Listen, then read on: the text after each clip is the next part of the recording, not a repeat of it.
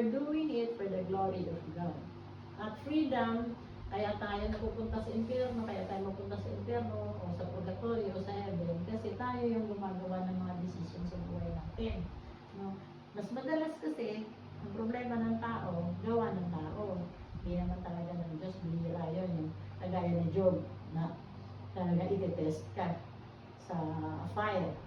Talagang pahihirapan ka.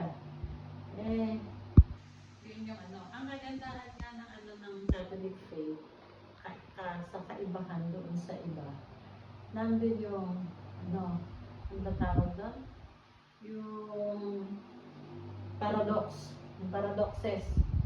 Yun. Yung mag-iisip ka, gamitin mo yung isipan mo. Ano yung sabi ng paradox? Yung kabalintunaan, di ba? Oh. Ang sabi ng mundo, ay, anong tawag dito? Ang sabi ng mundo, pag may kaaway ka, anong dapat gawin? Gantihan. Diba? Revenge. Ngipin sa ngipin. Tooth for a tooth. Diba? Eye for an eye. Oh, sabi din yun sa Old Testament. Pero kay Jesus, ano sabi ni Jesus?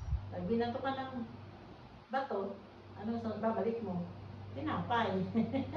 Tatalunin mo siya ng goodness. Hindi ng kaparehong evil. Kasi lalo lang kayong magiging lalo lang kayo magkakasalang pareho. O, instead na, kaya, kung halimbawa may ginawa sa iyo masama, tapos gumanti ka, for life, magagantihan lang kayo. Asan ang peace? Asan ang peace of mind mo? Whereas, kung i-deadma mo, bahala na sa iyo si God, sana maliwanag. Huwag ka mag-wish ng pangit. Ang wish mo lang, sana maliwanagan ang isipan niya, na naintindihan niya na mali yung nagawa niya. Bahala na, the rest, bahala na si God doon. Total, kapag naman try ka, hindi naman ikaw na lang yun. Diba?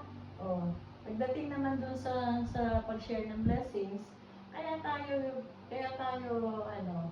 ang purpose ng buhay ay nasa sisisiyan ng 1721. Andito, binakabisa namin yung mga, dyan pag 1721, the purpose of life, kaya tayo may buhay, to know.